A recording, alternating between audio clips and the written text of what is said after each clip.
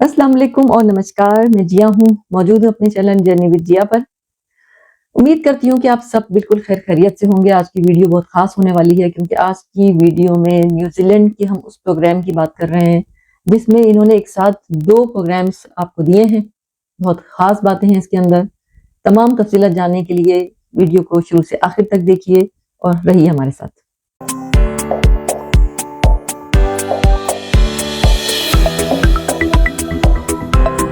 तो जी, जैसे कि हमने आपको अपने इंट्रो में बताया कि हम बात कर रहे हैं न्यूज़ीलैंड के ग्रीन लिस्ट प्रोग्राम के बारे में। यानी ये एक ऐसा प्रोग्राम है जिसमें आप डायरेक्ट रेज़िडेंट परमिट भी हासिल कर सकते हैं, स्ट्रेट टू रेज़िडेंसी, या आप 2 साल वहाँ काम करके, यानी कि 2 इयर्स का ये एक वर्क परमिट है, या आप इसके लिए अप्लाई करते हैं। आपको अपनी एलिजिबिलिटी देखनी है अकॉर्डिंग, यानी कि आपकी रिक्वायरमेंट, आपका फील्ड ऑफ वर्क किसके अंदर पूरा उतर रहा है, आप उसके लिए अप्लाई करेंगे।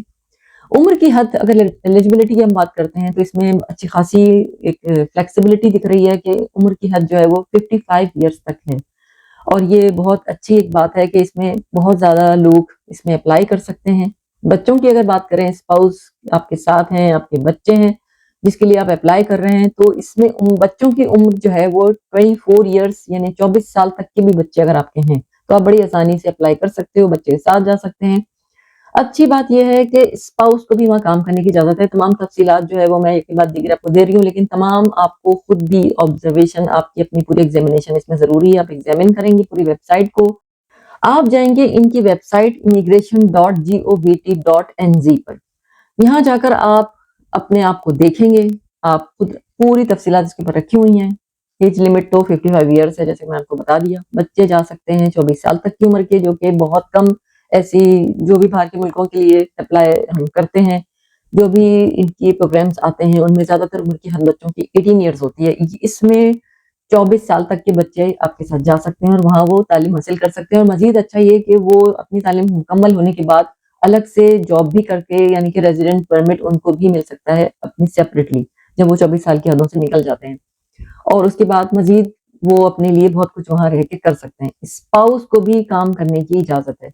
तफ़सीलात कुछ इस तरह हैं कि आप, जिसमें मिसाल के तौर पर आपने वर्क परमिट के लिए अप्लाई करना है, तो आप देखेंगे कि अब वर्क परमिट के लिए क्या एलिजिबिलिटी है। दोनों ही की रिक्वायरमेंट्स मैं आपको एक साथ ही बता रही हूँ कि दोनों ही में आइल्स की ज़रूरत नहीं है। वो इंग्लिश काफ़ी है जो आप बोल सकें और समझ सकें।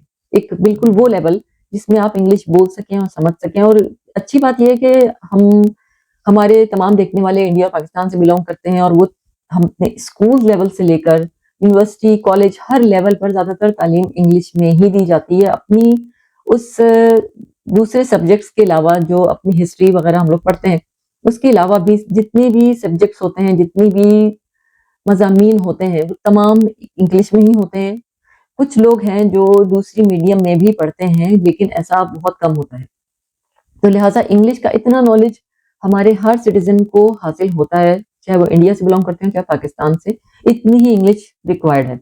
तो लिहाज़ा इंग्लिश का वो लेवल जो आप अपने देशों में, जिस ज़बान में आपने पढ़ते आए हैं, वो बहुत काफ़ी है। यानी समझ सकते हैं, बोल सकते हैं, आइल्स की ज़रूरत नहीं है। अगर एविडेंस के तौर पर सर्टिफ़िकेट माँगा जाता है, तो आपकी इंस्टीट्यूशन से, जहाँ से आपने पास आउट किया है, वो अगर कॉलेज है, यूनिवर्सिटी है, जो भी है, वहाँ से आप वो सर्टिफ़िकेट जो लेंगे कि इंग्लिश आप इतनी बोल सकते हैं, वो भी यहाँ लग जाएगा, बहुत काफ़ी होगा। यानी किसी आइल्स की और किसी दूसरे किसी इंग्लिश के प्रूफ़ की ज़रूरत नहीं है। आपका अपना इदारा जहाँ आप पढ़ते थे, वहीं से आप जाकर के ये कहेंगे कि आपने, क्योंकि इंग्लिश ज़बान में यहाँ तालीम हासिल की है, एक सर्टिफ़िकेट बना के दे दीजिए, वो सर्टिफ़िकेट आपको बना के दे देंगे। यानी वो सर्टिफ़िकेट यहाँ पर लग जाएगा, चल जाएगा, काम कर जाएगा, जो कि आपका अपना कॉलेज या यूनिवर्सिटी जहाँ से आपने पास आउट किया है, वो आपको इश्यू करेंगे। यानी इसमें किसी थकन की ज़रूरत नहीं कि आपको पढ़ना पड़ रहा है। अच्छा, यहाँ एक चीज़ और बता दूँ कि जिस वक़्त आप अप्लाई कर रहे होंगे, तो आपके स्पाउस और बच्चे जो हैं, उनका भी और आपका भी, सबका पुलिस क्लीयरेंस सर्टिफ़िकेट होना बहुत ज़रूरी है। पुलिस क्लीयरेंस सर्टिफ़िकेट स्पाउस का इसलिए कि जब लॉन्ग टाइम वीज़ा होता है, तो फिर पूरी फैमिली का, स्पाउस का, बच्चों का, सबका पुलिस क्लीयरेंस सर्टिफ़िकेट चाहिए होता है। ये एक, क्योंकि उम्र बच्चों की हद जो है वो, अगर वो 18 साल में भी आते हैं जब भी, और 24 साल में आते हैं जब भी, तो सबका पुलिस क्लीयरेंस सर्टिफ़िकेट जो है वो एक तरह का कैरेक्टर सर्टिफ़िकेट होता है, वो आपको लेना होगा। फिर उसके अलावा मेडिकल, मेडिकल जो है वो यानी कि आप हेल्दी हैं, आप ये आपको अपना फिजिकल पूरा एक जिसके लिए एग्जामिनेशन जो हर तरह से वीज़ों के लिए लिया जाता है, जब किसी भी जगह की इमिग्रेशन डाली जाती है तो भी एक बहुत बड़ा इम्तिहान होता है। ये इतना बड़ा नहीं होगा, छोटी-मोटी किसी तरीके का एक इम्तिहान होगा, जिसमें आपकी पूरी हेल्थ फिटनेस देखी जाएगी कि आपको कोई ऐसी बीमारी तो नहीं है, और ख़ास तौर पर देखी जाती हैं जो बीमारियाँ, वो कंटेजियस बीमारियों को ज़्यादातर देखा जाता है। इनकी वेबसाइट पे जाकर ही आप ये कोई भी अंदाज़ा लगा सकते हो कि आप अपनी जॉब के हिसाब से, अपने एक्सपीरियंस के हिसाब से, अपनी तमाम एलिजिबिलिटी क्राइटेरिया के हिसाब से कौन-सी कैटेगरी में आ रहे हैं। जिन्हें अगर आप रेज़िडेंसी के लिए डायरेक्ट अप्लाई कर सकते हैं, स्ट्रेट टू रेज़िडेंसी, तो आप यकीनन अप्लाई कर दीजिए। और अगर आप इसके लिए क्वालीफाई नहीं करते या आप चाहते ही हैं वर्क परमिट लेना, दोनों सूरतें आपके सामने हैं। दोनों के लिए आपको लेकिन एम्प्लॉयी जो यानी शराइत में ये एक चीज़ है कि आपको वहाँ का जो एम्प्लॉयर है, वो हायर करेगा। आपको उसका उसकी तरफ से आपके पास एक जॉब लेटर होना चाहिए, और एम्प्लॉयर जो है वो एक उनका एक रजिस्टर्ड होना चाहिए, जो कि उन्होंने अपनी एक शराइत में दे रखा है कि एक्रेडिटेड एम्प्लॉयर जो है वो आपको हायर करेगा, और उसके जॉब लेटर के ही बेस पर आप अप्लाई करोगे, क्योंकि जॉब आपके पास होगी तो आप अप्लाई करोगे। जॉब लेटर आपके पास होगा न्यूज़ीलैंड के किसी भी एम्प्लॉयर का। ये बात मैंने बिल्कुल पूरी तरीके से वज़ाहत से बता दी, ये आप पर यानी ये चीज़ भी आपके उस प्रोफ़ेशन और आपके वर्क एक्सपीरियंस में आ रही है जो अपने देश में आप काम करते थे। आप उसी हिसाब से अप्लाई करेंगे कि किस जॉब की स्किल आपके पास है, और उसके लिए आप अप्लाई कर रहे हैं, और उसके लिए क्या डिमांड्स हैं, और आपको उसके लिए वर्क परमिट के लिए कर रहे हैं या रेज़िडेंस परमिट के लिए कर रहे हैं, दोनों सूरतों में आपको एम्प्लॉयर का एक जॉब लेटर चाहिए। अब बात आगे जाती है कि जी फीस कितनी है? फीस दोनों ही सूरतों में, चाहे आप रेज़िडेंसी के लिए अप्लाई करें, चाहे आप 2 इयर्स प्रोग्राम के लिए अप्लाई करें, 6,450। ये 6,450 जो है ये न्यूज़ीलैंड की करेंसी में है। ये हो गई फीस। तो अगर हम इस पूरे जो कुछ मालूमात है, इन्फॉर्मेशन जो हमने आपको दी, जो हमारे पास है, इसको समराइज़ करें तो काफ़ी अट्रैक्शन नज़र आ रही है न्यूज़ीलैंड के इस प्रोग्राम में, क्योंकि काफ़ी फ्लेक्सिबिलिटी इसके अंदर नज़र आ रही है। देखिए ऐज में भी आप देख लीजिए, लिमिट 55 ईयर्स है। ये बहुत अच्छा एक यानी हौसला अफ़ज़ा एक एज लिमिट है। ज़्यादातर इतनी ज़्यादा एज की रिक्वायरमेंट नहीं होती। फिर बच्चों के लिए भी देख लीजिए कि 24 ईयर्स तक के बच्चे भी आपके साथ जा सकते हैं। जाके ज़्यादातर बाहर के मुल्कों में जब आप बच्चे अपने करते हैं, उसके अंदर डालते हैं, तो वो क्वालीफ़ाई नहीं कर रहे होते बच्चे, क्योंकि 18 साल की उम्र से निकल रहे होते हैं। ज़्यादातर बाहर के मुल्कों में बच्चों की जो एज लिमिट है वो 18 ईयर्स है। स्पाउस स्पाउस यहाँ पर आकर काम कर सकती है। स्पाउस आपके साथ यहाँ पर आते हैं तो वो रहना तो है ही, बच्चे आराम से पढ़ सकते हैं, वही तमाम वो नेसेसिटीज़ ऑफ लाइफ जो कि फ्री ऑफ कॉस्ट होती हैं, एजुकेशन वगैरह, स्कूलिंग वगैरह सब फ्री होती है, मेडिकल फ्री होता है।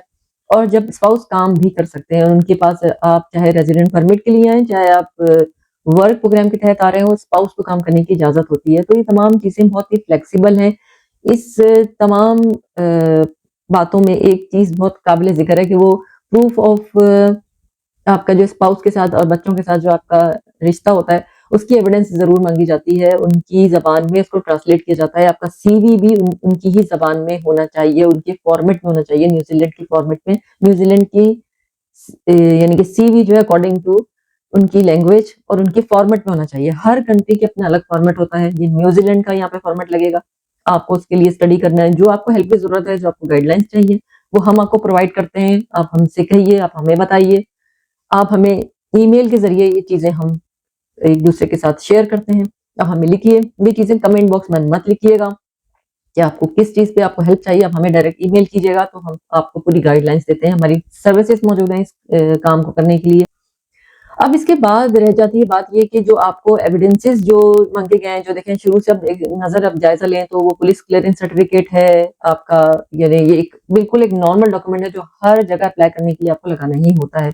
मेडिकल है, वो भी लगाना ही होता है। मेडिकल जिस वक़्त नाम आ जाता है या पुलिस क्लीयरेंस सर्टिफ़िकेट का नाम आता है, तो अक्सर लोग हमसे ये बात पूछते हैं कि सिर्फ़ हमारा होगा? जी नहीं, सिर्फ़ आपका नहीं होगा, जो आपके साथ जा रहे हैं, जो आपको अकम्पनी कर रहे हैं, उन सबका ये मेडिकल और जिन उन सब का ये पुलिस क्लियरेंस सर्टिफिकेट आपको प्रोवाइड करना है। प्रूफ ऑफ आपकी जो शादी है, उसका जो आपका जो डॉक्यूमेंट है, वो भी है, और वो ट्रांसलेशन भी चाहिए होती है उस ज़बान की, न्यूज़ीलैंड की ज़बान की ट्रांसलेशन उनकी पूरी वेबसाइट पर वो सब रिक्वायरमेंट्स मौजूद हैं। जब आप उनकी वेबसाइट पे जाते हो, मालूमात हासिल करते हो, तो ये तमाम मालूमात आपको मिलती हैं, जो कि मैं एक वीडियो में आपको अपने बहुत ही जिसको कहना चाहिए मुख्तसर तरीन करके आपको मैं बता रही हूँ। वेबसाइट ध्यान में रखिएगा immigration.govt.nz। लेकिन फिर याद दहानी के तौर पर कि ये तमाम डॉक्यूमेंट्स तो आपको खुद ही तैयार करने हैं।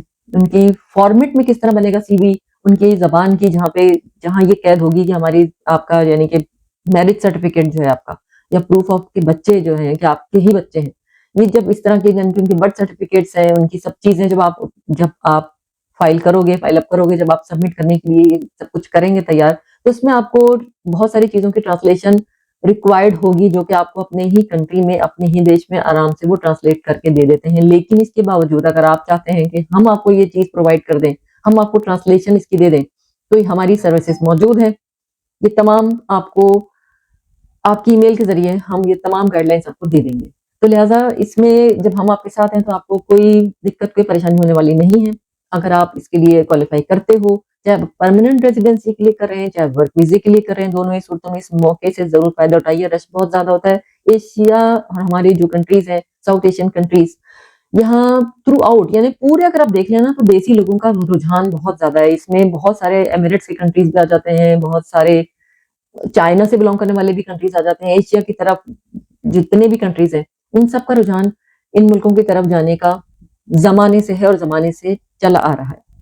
इसलिए क्यू बहुत लंबी होती है, लोग बहुत ज़्यादा होते हैं, अप्लाई कर रहे होते हैं, इसलिए हम आपको फ़ौरन अपडेट करते हैं, ताकि जो भी अपॉर्च्युनिटी आपके पास आपने नहीं आपकी नज़र से गुज़री, हमारे वीडियो के ज़रिए ये तमाम मालूमात आप तक पहुँचे और पहुँचती है और आप इससे फ़ायदा उठाते हैं और उठा रहे हैं। उम्मीद करते हैं कि सारी बातें आपकी समझ में आ गई हैं। कोई सवालात ज़हन में तो ज़रूर हमसे कीजिए, हम मौजूद है हर प्लेटफ़ॉर्म पे आपके सवालात का जवाब देने के लिए। दोबारा फिर याद दहानी रखिए अपना, अपने प्यारों का, अपने घर का, अपने देश का, अपने परिवार का बहुत ख्याल। मिलते हैं आपसे फिर किसी नए वीडियो में नए टॉपिक के साथ।